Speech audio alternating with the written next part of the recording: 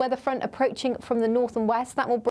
Don't miss out on your chance to win our Summer Spectacular. And have we got a prize for you? First, there's a totally tax-free £15,000 in cash to make your summer spectacular. Spend that extra cash however you like. You'll also win a brand new iPhone, Apple AirPods, and if that wasn't enough, a £500 voucher to spend at your favourite UK attraction, so you can enjoy amazing days out this year. For another chance to win the iPhone, treats, and £15,000 cash, text prize to 63232. Text costs £2 plus one standard network rate message. You can also enter online at gbnews.com/win. Entries cost £2, or post your name and number to GB06 PO Box 8690 Derby DE1 9TT. UK only. Entrance must be 18 or over. Lines close at 5 p.m. on the 28th of June. Please check the closing time if listening or watching on demand. Good luck. This is GB News, Britain's news channel. Today, we've got a veteran who endeavours to help those suffering from anxiety in all its various forms and manifestations. Yes, over 3 decades, Simon Lee has established himself as a pioneer, seeking new ways to coach personal development and mental strength. Now, look, there's this famous phrase, isn't it, that hard times create weak men and weak men create hard times. Is that the kind of philosophy that your work is based on? Absolutely, absolutely. Because as a child, I received a masterclass in how weak men create hard times. Did you go through hard times as a kid? We had 3 toxic men in the family, and they caused the family no end of grief, trauma and hardship. So, and at the time when you're going through it, you think, well, you can't help but fall into a victim mentality. You think, why me? Why am I going through this? But actually, I couldn't do what I do now without that masterclass. Do you mind me asking who those men were? Yep, it's fine. One of them was my stepfather. Yeah. One of them was my grandfather, and one of them was my uncle. Right. So they're all inner family members. And without exception, all of them, outside of the family doors, wanted to put themselves across as moral pillars of society. How do you turn that story around and be the man that you are today and turn what you went through into a positive? How do you do that? You've established that pretty much you can, choose to be a victim of your circumstance, or use it as inspiration to do better and say, you know what, when I'm older, for example, if you had a bad childhood, I want to make sure my kids get the kind of childhood I didn't have. So how do you relay that to the people you mentor now, I guess? What we do, I set up something called Unlimited Courage. We talk about giving men a primary aim of courage. So we bring in philosophies such as Stoicism, our own 7 Courages, Bushido, and they love it. They love it. And I must admit, when I found it, I felt like I'd found the Holy Grail. Wow. The People's Channel. Hi there, I'm Michelle Dewberry, and I'm going to take a second to tell you all about my show, Dubes & Co. We start off with the issues of the day. We then bring in both sides of the argument. We get rid of the disrespect. And then you throw me into the mix. And trust me, I'll tell it exactly how it is. And then, of course, the magic ingredient, you at home. We mix it all together, and what have we got? In my opinion, the best debate show in town. Monday to Friday, 6 till 7 on GB News, Britain's news channel.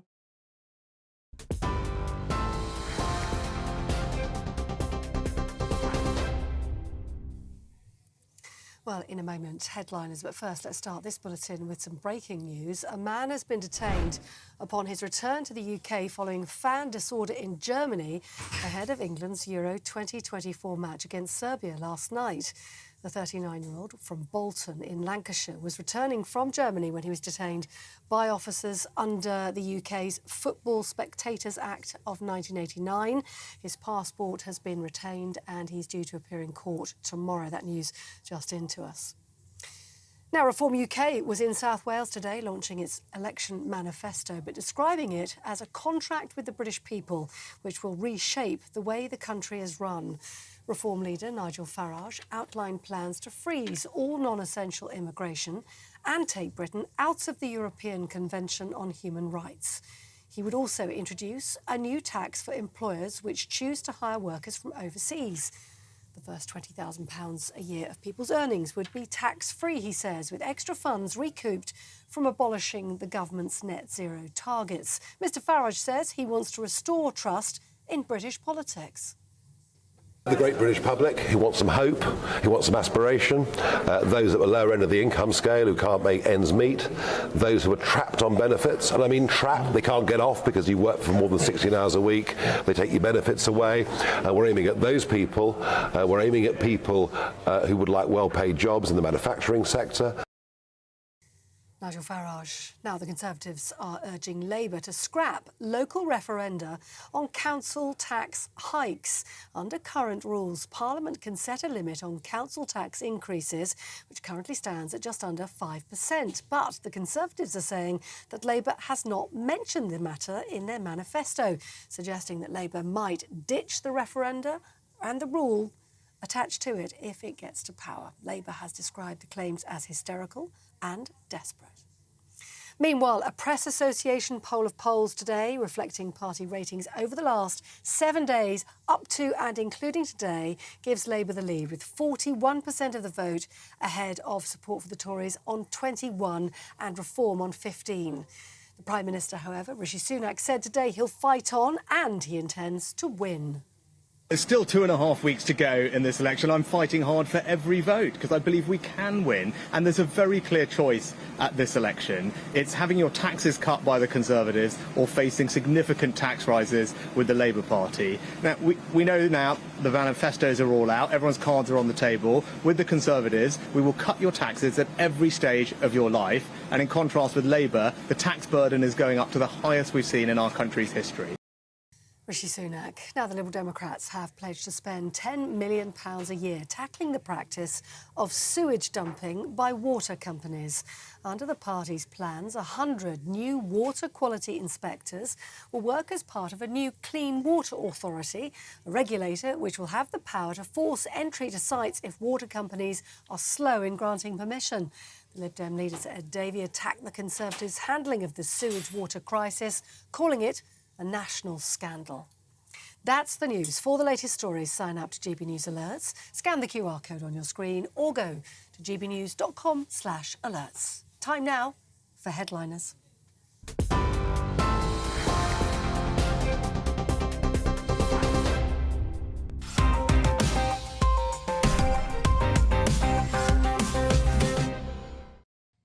Hello and welcome to Headliners, your first look at Tuesday's newspapers. I'm Simon Evans. Joining me tonight, we have the Richard and Hyacinth bucket of headliners.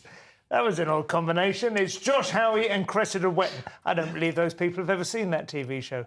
No, but our audience will have, and you've got the dress. Yeah, I've got the dress and the aspirations. Yeah. I haven't. You should find some new way of pronouncing Cressida if that's going to be your... I do get called Cressida a lot. Yes, very good. I want to do a shout out to Carmela. I met a Headliners fan today. Oh, okay. Very excited. So I promised I'd shout out a young woman. Yes. She's the mother of a friend of mine. Okay. And she's a very big fan. The Hello, Carmela. Of a friend of yours is a young woman. I'd say that we have a connection, Carmela. I don't know if you felt it, but okay. Where do you meet? I met at the school playground at the gates. Nice. School gates. Yeah. Okay, little Carmela.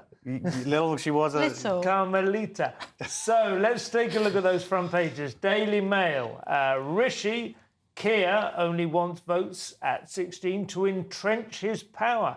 That is the meta game in play. Telegraph, Tories turn to Johnson to counter reform, and the young prince there looking rather splendid in traditional garb. Guardian, Farage accused of cut and spend manifesto that doesn't add up. The Times, don't risk a generation of socialism, warn the Tories.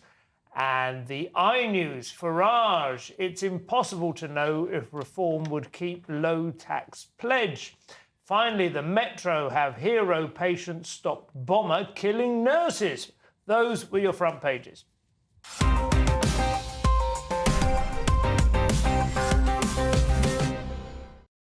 So we kick off with the in-depth look into Tuesday's front pages with The Guardian, Josh. Yeah, Farage accused of cut and spend manifesto that doesn't add up. Well, first of all, it's not a manifesto, it's a contract. It's a contract that Nigel Farage says is because he's not going to get into power. So it's like, no, so it's a contract that he's written up, but no one has to sign it and it never has to be delivered on in any way. It's an invitation to treat. Yes, it's a possibility of the future. And really it's pushing The Tories seemingly further to the right. That's the idea behind it. But also, more interesting than that, I would argue, is to how this affects Labour. Because, as Nigel Farage points out, immigration wasn't mentioned as one of the Labour's 6 pledges. It wasn't part of that. This is very much front and centre here. Will this force Labour to start addressing this issue properly? So Labour haven't said anything about their... Well, they've said stuff about it, that they're going to cut it down, but it's not one of their 6 priorities. OK. And I think that's a mistake for Labour, because I think for a lot of people it is a priority. That's not to say as extreme as some of the stuff that is in this contract. It's not all mental. Arguably, it's priced... It's 140... It's going to cost 141 billion to implement it.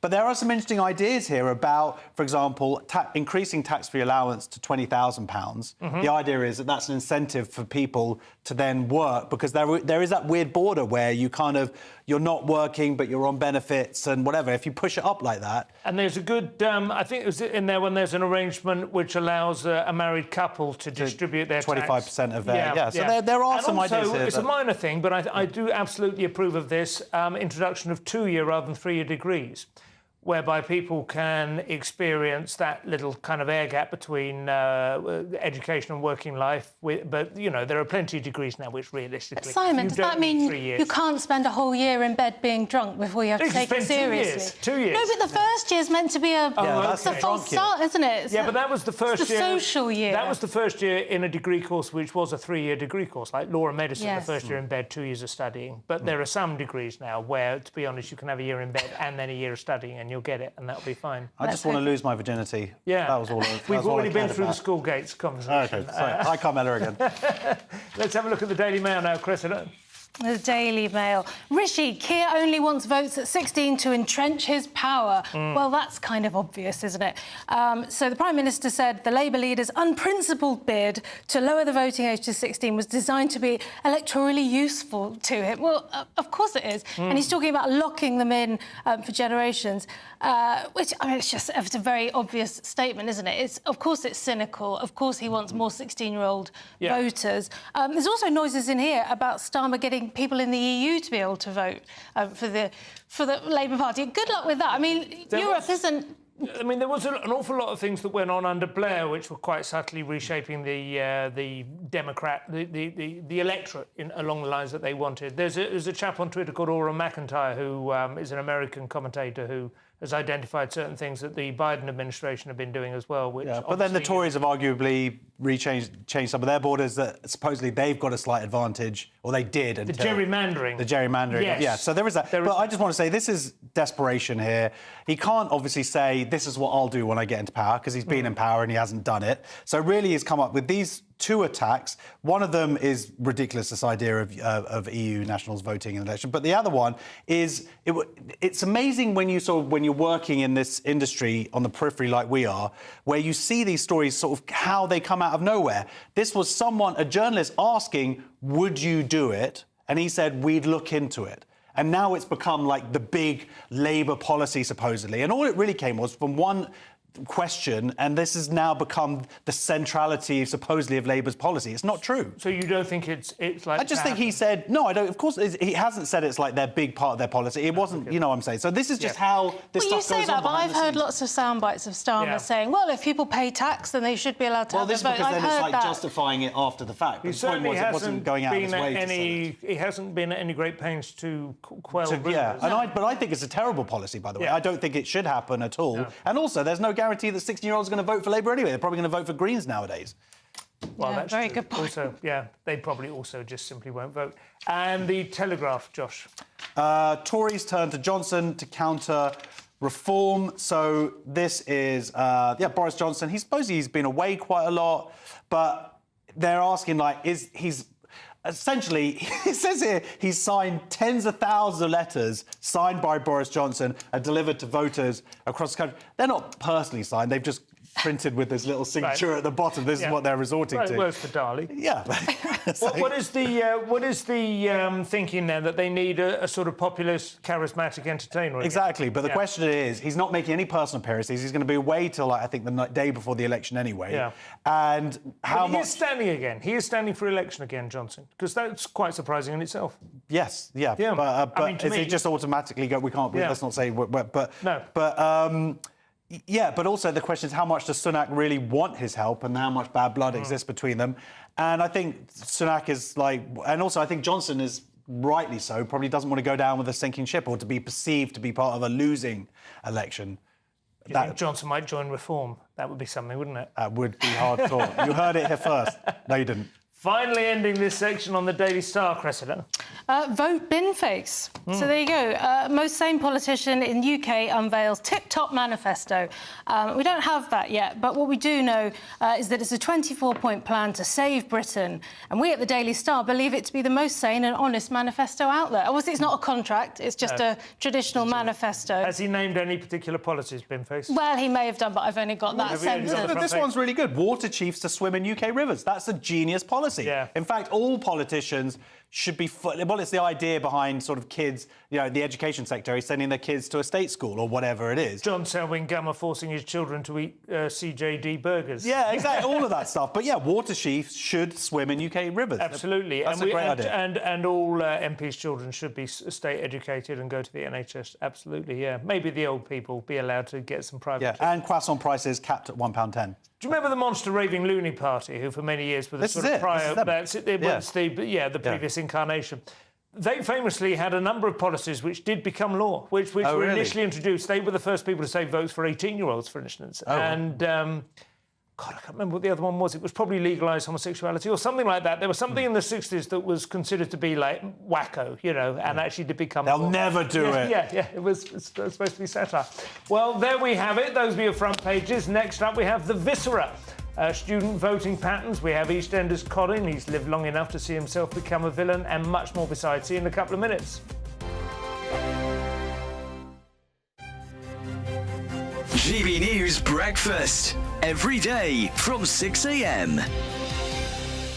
The Princess of Wales has said she's excited by a new report on prioritising early childhood, a cause, as we know, that she's closely associated with. Yes, the task force findings claim that the UK could reap £45.5 billion in economic benefits if firms prioritise early childhood. Well, let's talk about this now with our royal correspondent, Cameron Walker. Good morning, Cameron. Good morning. I suppose it's characteristically Catherine, isn't it, to say she doesn't want to distract from this report by sort of people talking about her health. But we should start probably by saying she said she's not feeling well enough to come and talk about this in public, but sort of saying she's watching it, keeping a close eye from behind closed doors. Yeah, absolutely. This should not be seen as a return to work by the Princess of Wales, but I have been told she's A, read the report and B, been briefed on it. But this all stems really from her work when she started being a working member of the royal family, where she was working closely with people suffering from addiction, mental health problems. And what she found is all of these issues tend to stem from a poor start in life, so the first 5 years of a child's life.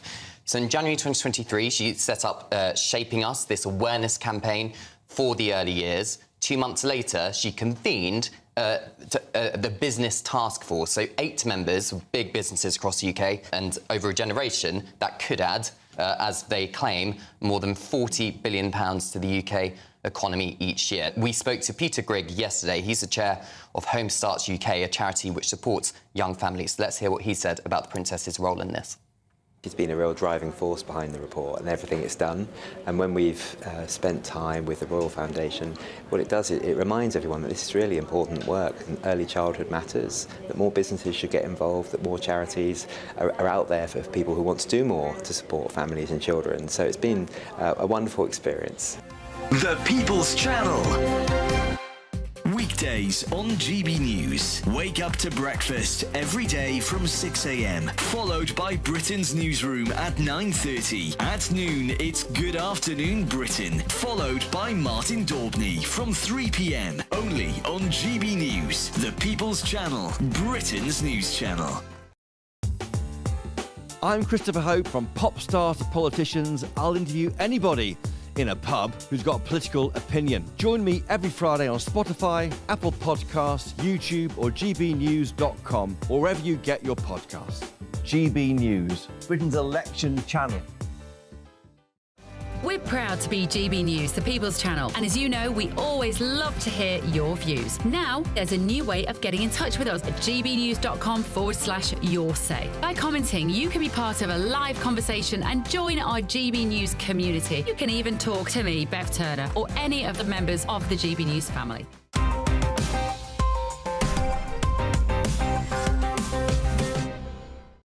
And welcome back to Headliners with me, Simon Evans. We still have Josh Hoey and Cressida Wettenham, or Cresside, or however we're going to style you now that you're a hyacinth bouquet. More bad news for the Tories in the Daily Mail. Students return home to tactically vote, if indeed they can be bothered to get up in time. That's right. Students returning home from university for the summer holidays could cost the Tories up to 35 seats after Rishi Sunak called the first July general election since 1945.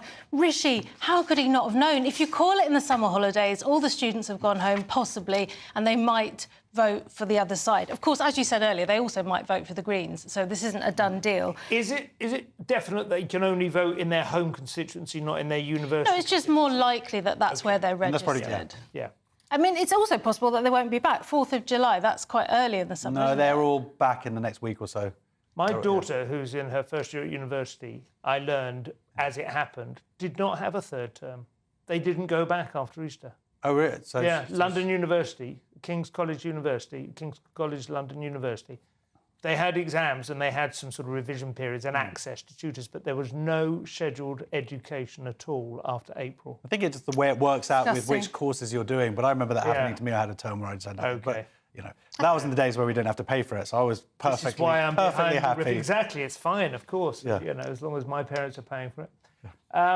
What do you think? Is it going to make any difference? Probably not, is it? I mean, these things are incremental. It might They're be, but I mean, anyway. to lose 35 seats when they're already in trouble, Yeah. or up to 35 seats, it's another kind of blunder that we've seen, another unintended consequence. Well, is it unintended? It's almost looking like Rishi's. It looks like that, doesn't it?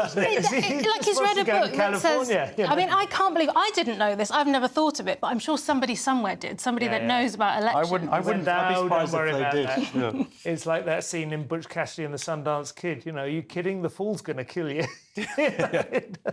There's nothing left to fight for. Josh, the Times now.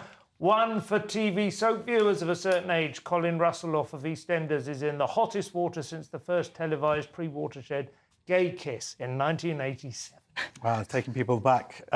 Labour peer loses whip after calling Rosie Duffield frit or lazy. So this is Lord Cashman. And basically, yeah, Rosie Duffy, Duffield. Sorry, Rosie Duffield. Duffy is my wife's maiden name, and I feel such affinity for Rosie Duffield. Stella Duffy. Yeah, and Stella Duffy is my save. aunt. So, did you know that? I didn't know. No, there she is. That's my Monique's wife. Anyway, so, little shout out there. But yes, Rosie Duffield, who is a sort of hero fighting for women's rights over the last years, and it's cost her arguably abuse. Well, not arguably, she has been abused, including by members of the Labour Party, even MPs. And she is not able to go to a hustings or pulled out of a hustings through safety fears. And then Lord Cashman stepped in and accused her of being lazy, as opposed to... Or frit, which is a slang word for afraid, right? Yeah. I mean, he has since deleted the tweet and apologised. But still. But it's not the point. It shows you something about the Labour Party, doesn't it? And that Kemi Badenoch's comments made me laugh. Because on the one hand, you could say she's kind of gleefully enjoying this. But she's also got a point. She says this is now about more than women's rights, but about how the party manages internal disagreement. If this is what they do to their own, imagine what they'll do to our country, which is sort of cheap point scoring. But also it's a good point, because if Labour come in, what are they going to do about women's spaces, etc., Well, etc.? it's interesting. I mean, famously...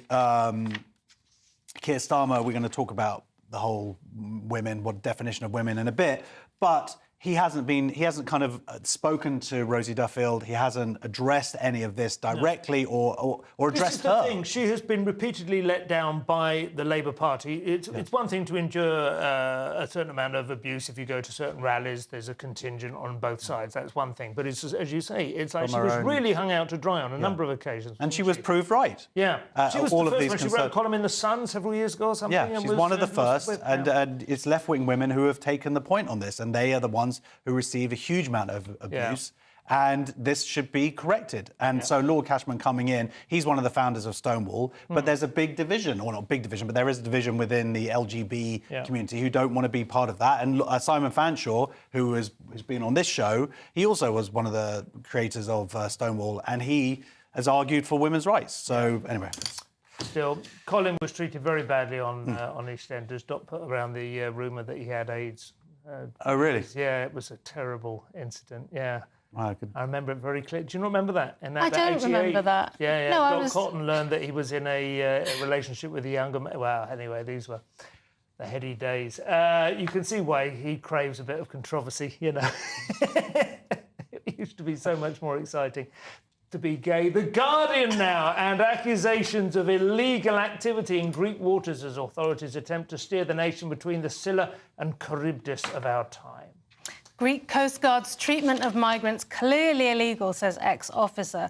So there's not a lot of alleged about this because the BBC have got a video. They've recorded themselves. They've recorded an interview with this guy who was the Greek Coast Guard, and they're showing him a video. And it's a bit like when Boris Johnson watched that video of himself where somebody was asking him, "What do you think about this?" Then when he'd done something not very tasty years ago. It's the same kind of thing. It's a gotcha moment. I don't know whether they really need that because if they've already got the footage showing these migrants being put back in the water and not helped. Put back in the water? Or, like, kicked, thrown? Well, what? Just, like, dunked? I haven't seen that part of the footage, but what's being described here is people being put back on rubber boats, sometimes in very bad order, and being sort of pushed out of Greek water back to other seas. And in most cases, well, in this case, the Turkish authorities, I believe, came in and saved them. But you see the point. It's not. It's illegal. You can't just push people back and go, "Oh, it's not our problem." Why they need this man, I don't know. I feel like it makes good television, doesn't it? Because the guy. He said it off camera. He did say it off camera in Greek. They've obviously translated. Like, this is, and it's terrible. They were led down, women and children. But it's really the footage, isn't it? Not so much but they were led off the pier, led onto a thing, and then just left on a raft to be saved elsewhere. Now, to be fair, the Greek authorities have saved 250,000 people over since 2015. And also, I'm not entirely sure on this. I think I've read these figures about Italy, but I would imagine it's the same with Greece. It is primarily a transit, isn't it? They haven't had anything like the elevation that Britain has had in actual asylum seeking. Yeah, these people make their way through Greece, cross up into Europe, and keep going north. I think I may be wrong. I don't know. But there is a thing. I mean, it does not that it justifies it either way. But this sounds like it's something that would happen when the authorities are at the end of their tether and certain people are beginning to... Well, the numbers would reflect that because they're talking about 43 deaths compared to 250-something thousand saved. But this, I think it's really interesting because Reform are talking about solving the boats crisis here in 100 days, that kind of Trump language. 100 days, we'll get it done. And this shows you, well, actually, what do you actually do, on the ground? They're saying that they'll take the boats back to France, and that's just not realistic to say that you're going to do that. I hate to say it, but when somebody said you put gunshots off the coast of Libya, that's what you do. You stop it at the source, that would have saved hundreds, if not thousands of lives by now. Anyway, Daily Mail, Josh, in the circumstances, one can't help wondering if this isn't a cry for help. Yeah. So, Rishi Sunak reveals he would back assisted suicide legislation as long as vulnerable people are protected. This is on the back of Dame Esther Ranson, who has stage 4 lung cancer, who's pushing this campaign. It has been adopted in certain countries, and the problem with it is, I mean, there are moral issues with it, but the problem is about to make sure that they have the right sort of protections because I believe we did a story a couple of months ago about a young woman who's depressed. Yeah, like in being her 20s or 30s. prescribed death as a treatment for depression. In Canada and in the Netherlands. And that kind of stuff is under. Now, there are people who are older, who are going to die, and arguably this would be a more... It feels to me like that wouldn't be like a totally new thing. I mean, this is the thing, of course, nowadays. They're tightening up legislation, has to be watertight. There used to be, I'm sure, a tradition of prescribing a certain amount of palliative care that would probably ease somebody into... Well, maybe at the very end, but it's still on law that people get 14 years in jail if they with assisted dying. And as someone points out, there's a few organisations who are talked about here, but one chief executive of Care Not Killing says that when these things are introduced, there's a lot of talk of safeguards, but once they're introduced, suddenly those safeguards tend to go out the window. And we have seen that in the Netherlands. Someone's mother was basically prescribed death and turns out she had some mental health issues. And there are also disabled people, pressure on people with chronic conditions and whatnot, mental health conditions. So it's a very slippery slope when you open that door. Absolutely. And I completely agree with you. Rishi would dream of a quick, dignified exit, wouldn't he, at the moment? And I don't think he's thinking about the detail of this stuff. I think it's just a vote winner, isn't it? Esther Rantzen's made it very... it's in our minds, and it sounds like the compassionate thing to do is to say yes. She is the acceptable face of, Exactly, yeah. But as Josh says, I mean, I really think it is a slippery slope. Also, but we live in a democracy. Both of the leaders are now saying that they're open to this idea. Get into the House of Parliament, have a debate about it. It seems to me like the obvious thing to do is to say that it's within the right of the patient to say, I want only painkillers now. I just want, morphine or whatever. I don't want any more of the medicine that is sustaining this condition. That I don't know. But surely the problem is always that you don't know if that is really what they want. I don't know how you measure that. Yeah. Well, you write out a very clear manifesto in your 50s and you put it in a time capsule. We are halfway through. Coming up, French footballers come out for Macron, Tony Blair wades in, and the sad demise of the summertime blues. We'll see you in a couple of minutes. Hello, good evening. Welcome to your latest GB News and weather update from the Met Office. It will be another bright start to Tuesday. However, it's going to cloud over through the day and there's a risk of some pretty heavy showers once again. Low pressure still quite close to northern areas, so that's bringing that shower risk, particularly across the north and east through today, but that shower risk will move over to the northwest through tomorrow. So a few showers still to come for eastern Scotland through tonight as well. It will remain fairly cloudy and drizzly across northern areas of Scotland, but elsewhere for the rest of the UK, it'll be a clear and dry night with the risk of some mist and fog developing by tomorrow morning and temperatures around 11 or 12 degrees for most towns and cities. So bright start to the day on Tuesday, potentially a bit of mist and fog around, but it's the far north of Scotland that's going to see the cloudiest of skies. And with that northerly wind, it's going to be feeling not a lot like summer at all. 11 or 12 degrees at best, 9 degrees for some of us and some quite persistent drizzly rain. Now temperatures rise as we head further south with more in the way of sunshine to start the day. As I said, there is a chance of some mist and fog, and notice this massive rain over the near continent. That will start to approach from the south and east through Tuesday lunchtime, and we could see some heavy rain across parts of Kent and Sussex and then towards Essex, parts of Suffolk as well later on in the day. So here it will turn potentially quite wet. We could also see some very heavy showers across western areas of Scotland as well as northwestern England, but elsewhere a dry and fairly bright day, but a little bit cooler than today, tomorrow. Now, another bright start to come on Wednesday, and Wednesday's looking like a much brighter day by and large as well. However, we do have a weather front approaching from the north and west. That will bring thicker cloud to parts of Scotland, Northern Ireland as well later on in the day. But for most of us, it stays dry and bright as we head through Wednesday, Thursday and likely into Friday as well, with temperatures rising towards 24 degrees. It's midday. Good afternoon, Britain. Your lunchtime update on the stories that matter across the UK. From breaking news and insightful analysis, inspiring stories and lively debates. You're comparing yourself to a former Prime Minister. Which is it? Stay informed, stay updated, stay entertained. I just don't know how anyone would not want to be there. Every weekday from midday. We are Good Afternoon Britain, only on GB News. Britain's news channel. This is GB News, and we are Britain's election channel. This vote may seem to be about the politicians and the media, but it's actually about you. We won't forget that. Join us up and down the country as we follow every moment together. More than ever, it's important to hear all sides as you make your decision. in the run-up to polling day. This is GB News, the People's Channel, Britain's election channel.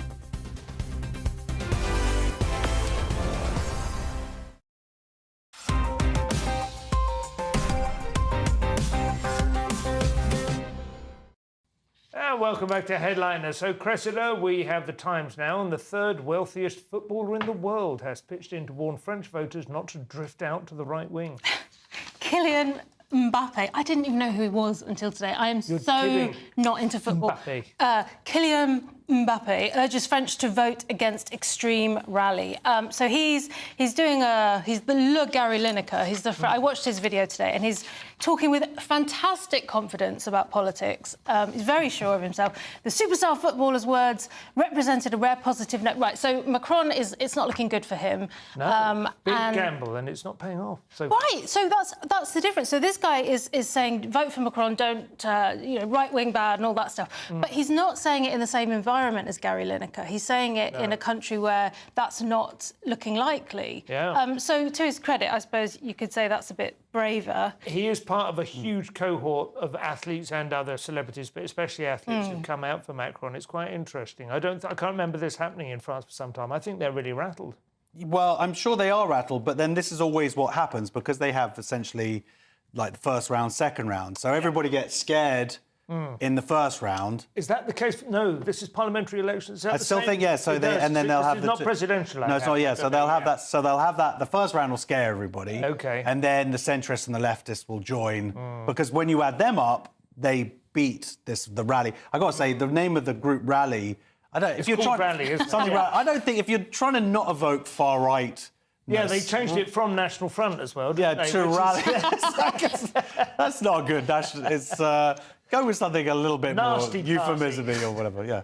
The French Football Federation, though, are kind of a bit embarrassed by this and are distancing themselves and saying, no, we are neutral. Yeah. Well, it is important, isn't it, if they want to carry on attracting fans, that they're not too divided. Although Mbappe himself, I think, is at Real Madrid now, I think. But it's... Yeah, I mean, if that's going to be like it's a bit like Brexit, though, wasn't it? A lot of sports people just didn't care. But it's interesting to see it in like when they're being interviewed at a pre-match situation when the whole country's watching it. It's a very powerful time to make this kind of statement. Yeah. So yeah. Well, we will see. It's very exciting times. Extraordinary that Rump EU has veered so hard to the right once it got a shot of us. London shootings crisis now, Josh, and the Daily Mail have alarming evidence, which is more than the Met Police are able to gather by the sound of it. Yeah, this is ridiculous. So, OK, nearly half of all London shootings go unsolved due to witnesses being afraid to share evidence with Met Police, figures show. The good news is that this crime is on the downward slope, the number of murders and the number of actual shooting incidents. Yeah. And they've got a great euphemism for it, which is, what do they call it again? They call lethal barreled discharge. Lethal barrel discharge, yeah, which is, I've had a few of those. Lethal barrel discharge. Shootings. That's what they're called. They're called lethal barrel discharge. So does it have to end in a mortality to have LBD. that? Well, no, it doesn't. There just has to be a shooting anywhere. Anyway, detectives believe this is partly due to fear preventing witnesses, but I think it's because they transferred McNulty over to the River Police.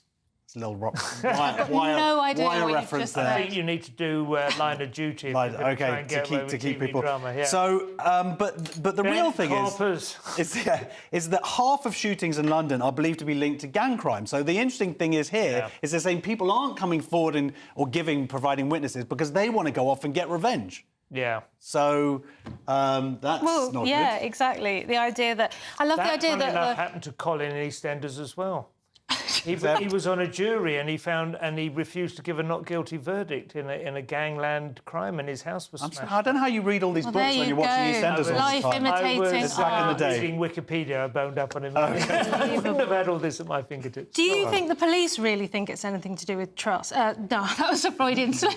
With trust. To do with confidence. I mean, it's just what Josh said, isn't it? And the idea that the police are saying, people don't feel safe. I mean, it's very... It's a bit of victim blaming going on. Yeah, definitely. And it's an argument for stop and search, isn't it? Which, again, that's cropped up in Reform's contract today. Yes. Because if people were searched... But yeah, it's interesting. They're saying firearm killings have gone from like 12 down to 10 and then 8.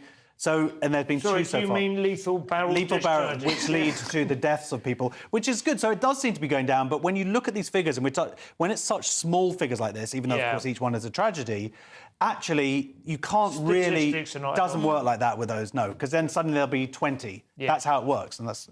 We continue with Justice News now, Cressida, in the Telegraph, turning and turning in a widening gyre. Or is it gyre? I think it's gyre. The ex-con cannot hear Lord Falconer. I have not... What? That is, in 2.5 years, that is the most obtuse link I have heard. Oh, I don't know. I could go back and find What does it mean? What's he talking about? He's talking about the Telegraph article, scrap jail terms of less than a year, says former Labour Justice Secretary. So this is Lord Falconer, who has previously... he's already previously talked about reducing prison sentences. He oversaw an early release scheme in 2007, so this is his thing, talking about early release. And he's now... There's this report this is by the Centre for Justice Innovation. Imagine that, innovating justice. And they're suggesting that you, rather than serve 50% of the sentence, you serve 40%.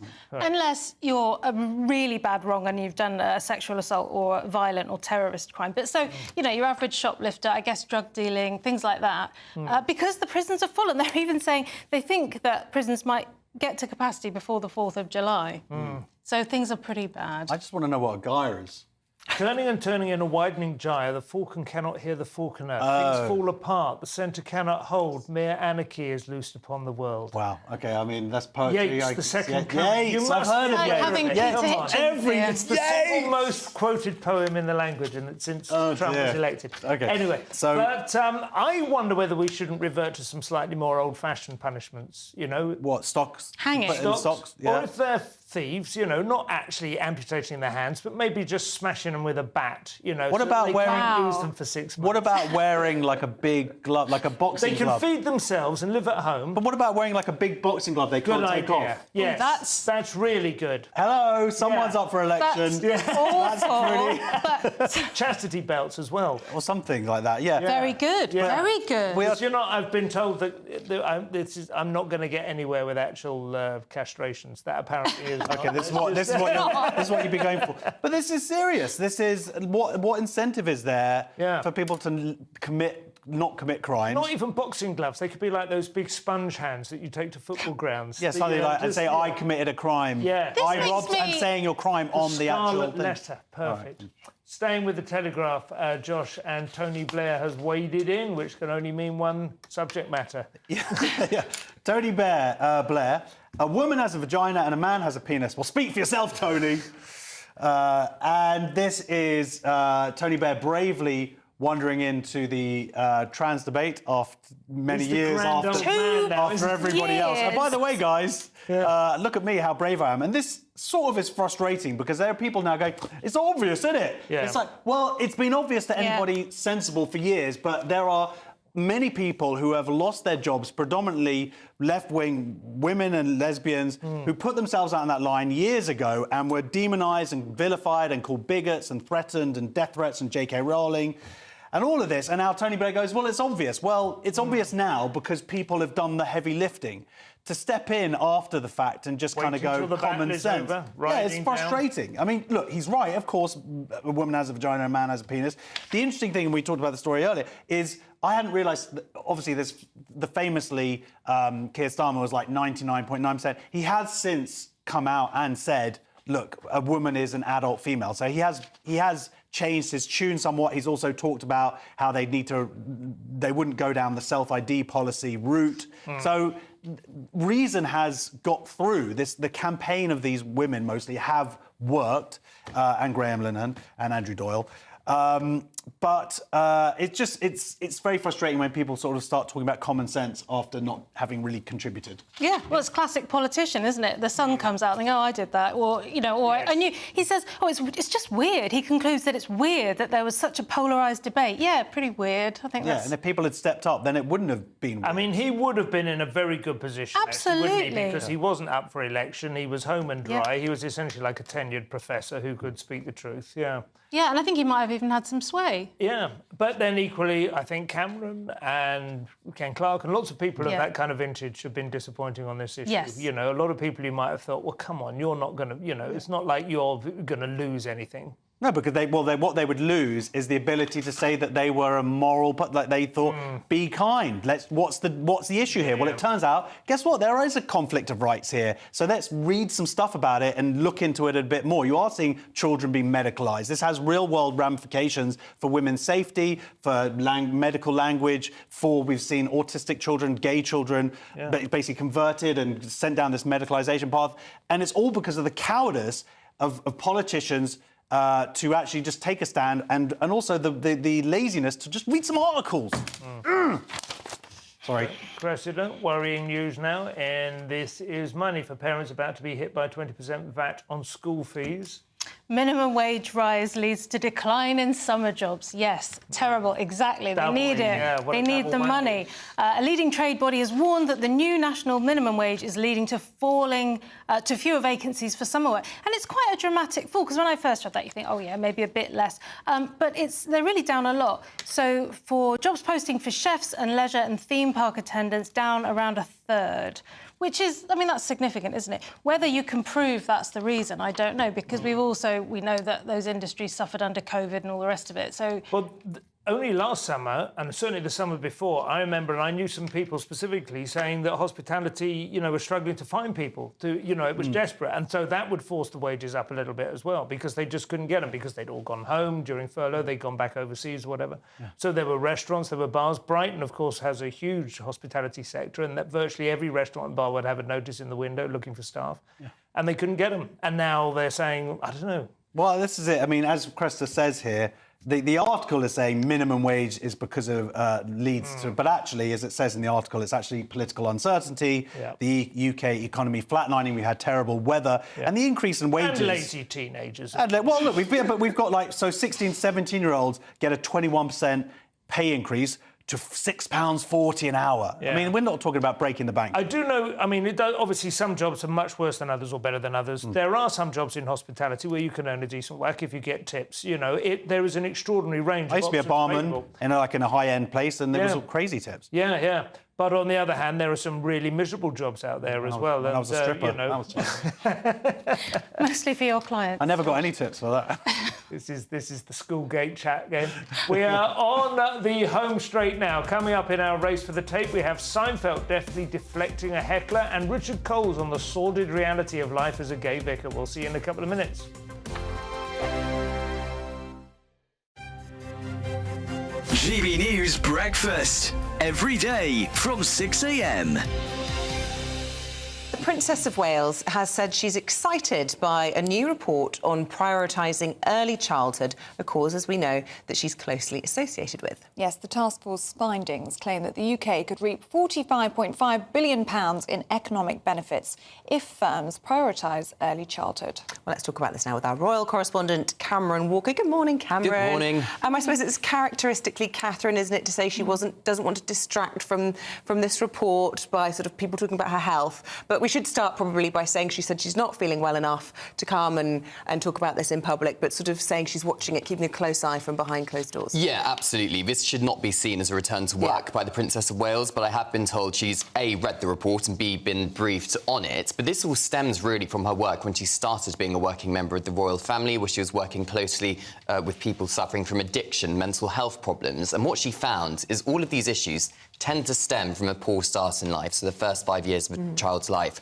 So in January 2023, she set up Shaping Us, this awareness campaign for the early years. 2 months later, she convened the business task force, so 8 members of big businesses across the UK, and over a generation, that could add, as they claim, more than £40 billion to the UK economy each year. We spoke to Peter Grigg yesterday. He's the chair of Home Starts UK, a charity which supports young families. Let's hear what he said about the Princess's role in this. She's been a real driving force behind the report and everything it's done. And when we've spent time with the Royal Foundation, what it does, it reminds everyone that this is really important work, and early childhood matters, that more businesses should get involved, that more charities are out there for people who want to do more to support families and children. So it's been a wonderful experience. The People's Channel. Weekdays on GB News. Wake up to breakfast every day from 6 a.m. Followed by Britain's newsroom at 9:30. At noon, it's Good Afternoon Britain. Followed by Martin Daubney from 3 p.m. Only on GB News, the People's Channel, Britain's news channel. We're proud to be GB News, the People's Channel. And as you know, we always love to hear your views. Now, there's a new way of getting in touch with us at gbnews.com/your say. By commenting, you can be part of a live conversation and join our GB News community. You can even talk to me, Bev Turner, or any of the members of the GB News family.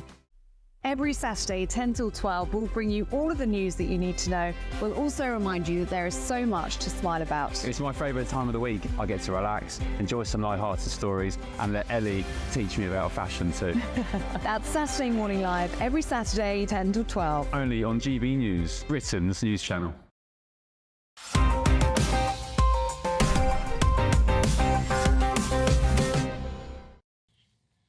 And welcome back to Headliners.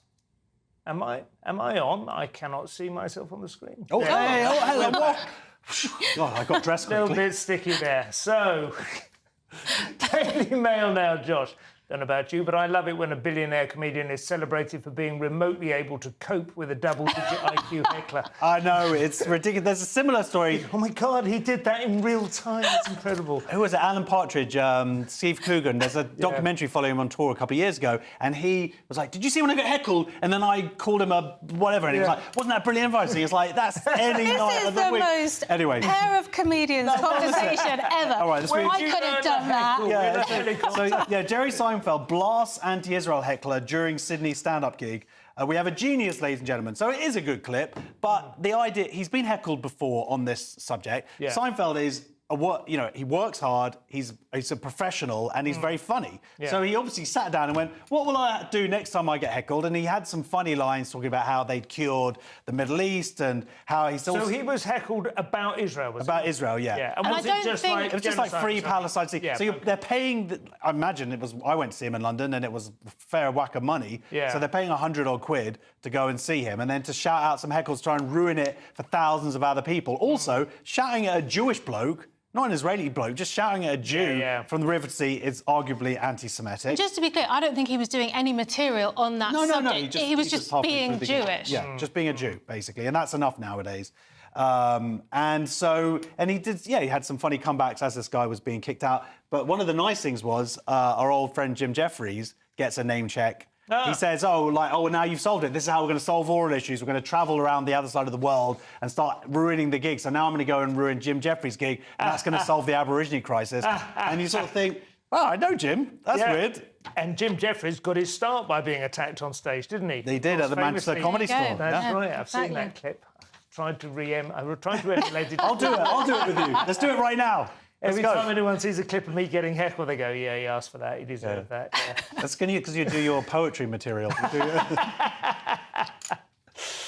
Cressida, former communard Richard Coles on the shocking reality of his relationship with his actual husband. Former Rev Richard Coles even reveals it's often... Oh, God. Let's start again. Former Reverend Richard Coles reveals it's offended rather a lot of people when he admitted he wasn't celibate with his late husband, David. What? So he was married to this man, but in the eyes of the church... He's gay? They were celibate, but married. And it turns out they did some stuff. What? They were in a loving marriage and they acted on it. And he says it was not something... Is his husband dead now? Yes, I think? sadly passed. And he's now dating an actor, so good luck with that. I've never heard of this guy. I've got to be honest, I don't know who he is. You serious? I really don't know who he is. Richard Coles? I don't know who he is. He's a national treasure. I'm sorry. He's been on Strictly Come Dancing. I apologise for I have massive gaps in my knowledge. Claustrophobic, to be honest. Oh, really? Well, I don't know about... I know about Seinfeld, but I don't know about Richard Coles. This shows where I'm at. Richard Coles he's been a Radio 4 presenter. He's written a couple of sort of like Richard Osmond-y type books, murder mysteries set in churches and things. Okay. But he's a very likeable chap. But he's quit the church now, and he's saying... He's very Middle England, and I think he had lots of, very sweet old ladies who weren't quite... Well, he said the best thing that I've ever heard here, which is, he said, I thought it was better to lie than to deny myself and David the opportunity of an intimate relationship with another person because that would be cruel, i.e., by denying them having sex with him. That's cruel. I mean, could you imagine cheating on someone and said, I just didn't want to be cruel to them. I didn't want to hurt their feelings. Tried that so many times as well. Often Josh, it doesn't work. 4 years on, the Express are beginning to find one or two winners from the pandemic now as well. Yeah, forgotten UK language making surprise comeback due to once-in-a-generation event. And it's Cornish is making a comeback, which was only recognised as a language 20-odd years ago. OK, sorry. 20 years ago. But supposedly it's now making a comeback, and I've looked up some words. They didn't have any of the words in the article, which I thought was a bit lame. Oh.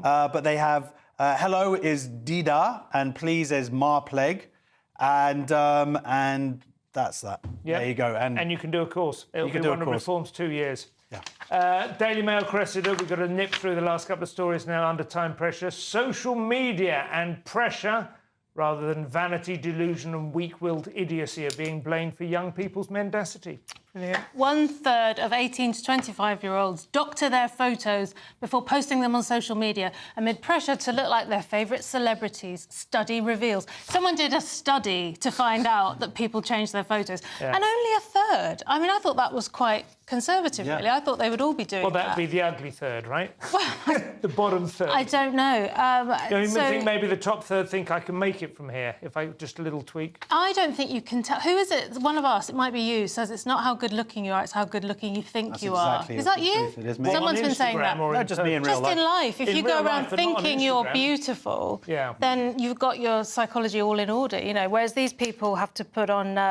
it says 1% used AI. Of course, we don't have to do that because there's somebody on Twitter that does it for us. They are very... we want to say hello. We have our own personal guy doing it. Hello. Finally, Josh, we have one last story. Car boot sales have become fashionable. You've got about 30 seconds to talk about this. Gen Z have discovered car boot sales. It's a ridiculous story, but it is like, because of obviously you've got all these people, they're buying clothes at such tremendous rates, they're able to sort of, this is how they're getting rid of them. They become a bit trendy, and they're talking about Peckham car boot sale. I'm going to be doing a car boot sale. They call them booties now. Is that what they do? They really get some. But you can get some bargains there. I did a car boot sale last year, and I've got a few more coming up because we're trying to sell our place and go. I'll look out for it. Come look and buy. I tell you, some teenagers teenagers are very good at flipping. They buy stuff cheap and they wash it and they team it into a different, interesting outfit. I know some people who've done that and they've made a bit of money, but probably not. You buy the car boot sale and then you have a sort of outlet, Etsy or whatever. Yeah. Anyway, I'm not saying... Look at him with it. I think car boot sales are very stressful. The show is nearly over. Let's take another quick look at the front pages for Tuesday. We have the Daily Mail. Rishi Keir only wants votes at 16 to entrench his power. Telegraph. Tories turn to Johnson to counter reform. Desperate measures on both sides. Guardian. Farage accused of cut and spend manifesto. It doesn't add up. The Times. Don't risk a generation of socialism, warn Tories. The iNews, Farage, it's impossible to know if reform would keep low tax pledge. And finally, the Metro, hero patients stopped bomber killing nurses. Those were your front pages. That's all we have time for. Thank you to my guests, Josh and Cressida. I am back tomorrow at 11 p.m. with Leo Kirst and Steve N. Allen. If you've been watching at 5 a.m, stay tuned for breakfast. Otherwise, sleep well. Good night. That warm feeling inside from Boxed Boilers, sponsors of weather on GB News. Hello, good evening. Welcome to your latest GB News and weather update from the Met Office. It will be another bright start to Tuesday. However, it's going to cloud over through the day and there's a risk of some pretty heavy showers once again. Low pressure still quite close to northern areas, so that's bringing that shower risk, particularly across the north and east through today, but that shower risk will move over to the northwest through tomorrow. So a few showers still to come for eastern Scotland through tonight as well. It will remain fairly cloudy and drizzly across northern areas of Scotland, but elsewhere for the rest of the UK, it'll be a clear and dry night with the risk of some mist and fog developing by tomorrow morning, and temperatures around 11 or 12 degrees for most towns and cities. So bright start to the day on Tuesday, potentially a bit of mist and fog around, but it's the far north of Scotland that's going to see the cloudiest of skies, and with that northerly wind it's going to be feeling not a lot like summer at all. 11 or 12 degrees at best, 9 degrees for some of us, and some quite persistent drizzly rain. Now temperatures rise as we head further south with more in the way of sunshine to start the day. As I said, there is a chance of some mist and fog, and notice this massive rain over the near continent. That will start to approach from the south and east through Tuesday lunchtime, and we could see some heavy rain across parts of Kent and Sussex, and then towards Essex, parts of Suffolk as well later on in the day. So here it will turn potentially quite wet. We could also see some very heavy showers across western areas of Scotland as well as northwestern England. But elsewhere, a dry and fairly bright day, but a little bit cooler than today, tomorrow. Now, another bright start to come on Wednesday, and Wednesday's looking like a much brighter day by and large as well. However, we do have a weather front approaching from the north and west. That will bring thicker cloud to parts of Scotland, Northern Ireland as well later on in the day. But for most of us, it stays dry and bright as we head through Wednesday, Thursday and likely into Friday as well, with temperatures